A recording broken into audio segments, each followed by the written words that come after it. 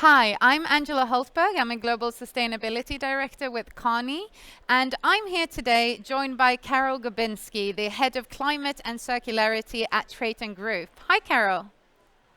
Hey Angela, thank you for having me. Thank you for joining us. Maybe everyone in the audience doesn't know what TRATON Group is and what you do. Could you tell us a little bit about that?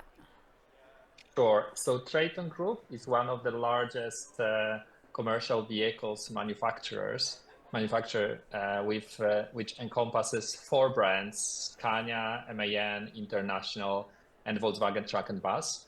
So four brands are headquartered in three different continents.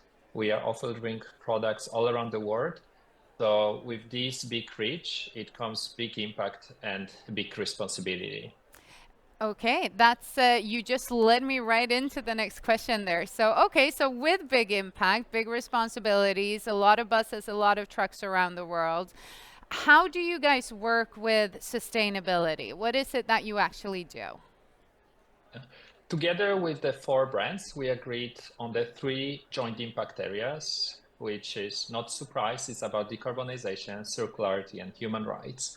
When it comes to decarbonization, we are working together to reduce emissions across the value chain in line with 1.5.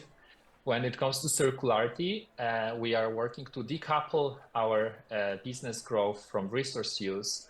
And from the human rights perspective, it's about protecting human rights and positive social impact.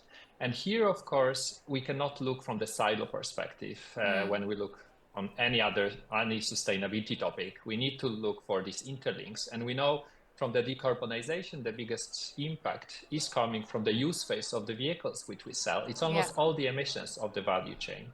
From the other hand, when we look from the circularity and we look on the resources used across the value chain, we see that as well within the use phase, the fossil fuels used within the use phase are representing most of the resources used. And it's about 10 to 15 times more than the materials embedded within the vehicle because of the high utilization rate. Yeah. The impact is moving much more into the use phase part.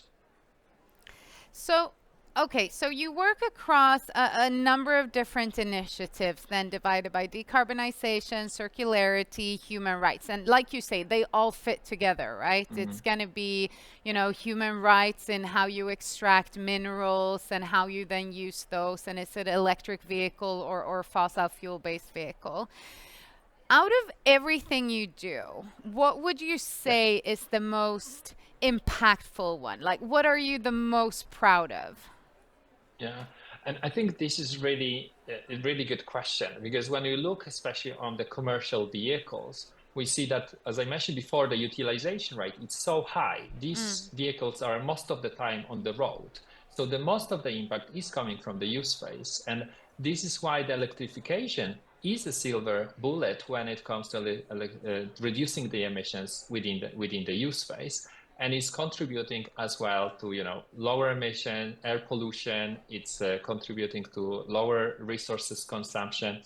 And here, like looking on our four brands, looking on Volkswagen Truck and Bus, that is offering the first last mile delivery truck in Latin America, and being first and offering the solution, it's definitely the leadership from the brand.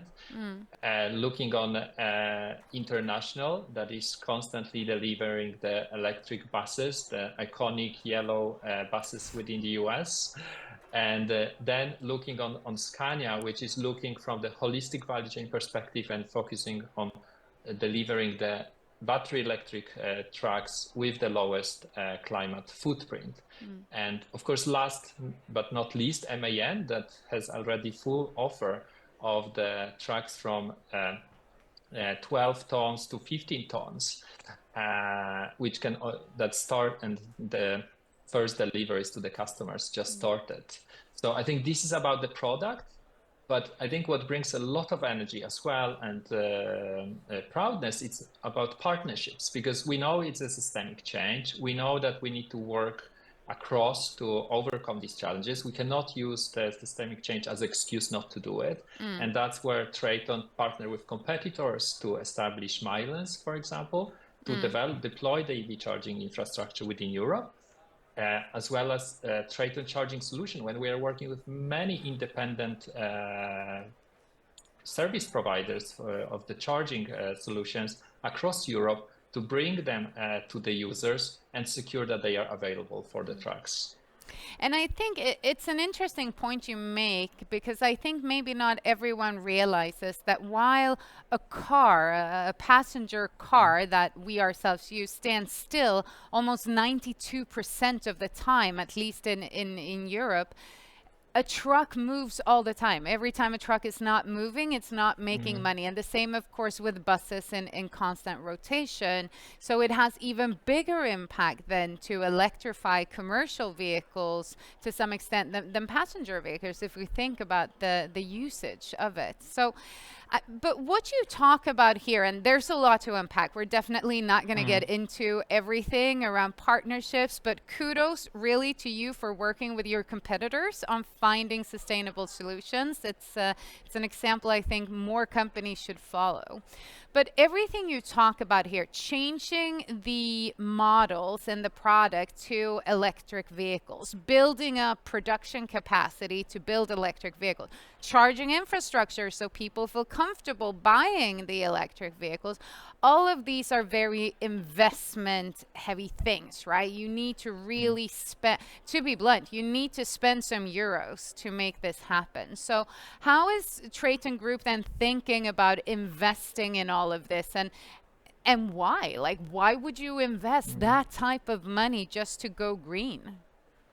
Yeah, you're completely right. The investments are huge, and the TRATON Group is expecting to invest 2 billion between 2024 and 2028 within the e-mobility portfolio. But when we look why we need to do it, it's because the battery electric vehicles for commercial use are superior as a technology. We see that, the energy that is being wasted within the BEVs, it's much lower than when in comparison to fuel cells or the internal combustion engines today. Around 75% of energy generated by solar and wind can be transformed into the motion of the wheels. And when we look on the fuel cells, it's around 25%. So the losses are 3 times higher. And then talking about internal combustion engines, the amount of wasted energy, it's even higher. So of course there is technological superiority. From the other hand, of course, we can see that still the total cost of ownership, it's not there yet because of the high subsidies which are provided to fossil fuel industry as well, and which is creating this inequality and lack of full competitiveness price-wise. But we'll get there, and the world cannot afford this level of subsidies for fossil fuels that we see today.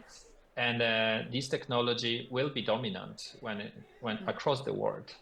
It's an interesting point, because we often talk about, climate solutions being quite costly, and it's expensive to be more sustainable. But what you're saying is that it's not necessarily that it's more costly, it's just that it's not subsidized to the same extent as fossil fuels.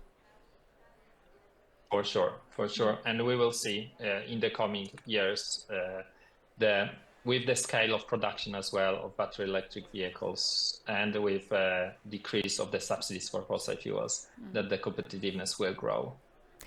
There's much to unpack here, like I said, Karol. Unfortunately, we don't have that much time. And I have to ask you, this is COP29. Today is Transport Day. What do you hope to see coming out of COP this year? What, if you could dream and wish for an outcome, what could it be? Yeah, I think when it comes to COP29, the importance is about new climate finance goal, which will give the confidence for all the nations around the world to come with ambitious NDCs, which are aligned with 1.5 and are developed for each sector. So considering each sector within the NDC.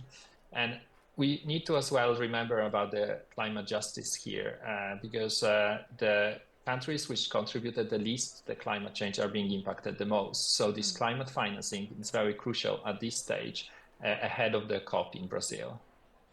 I really hope that the negotiators hear you and that we see some positive outcomes here and that countries really step up in their NDCs and their funding. Karol, thank you so much for joining us and thank you for all the amazing work you do at TRATON Group. Thank you so much for having me and good luck.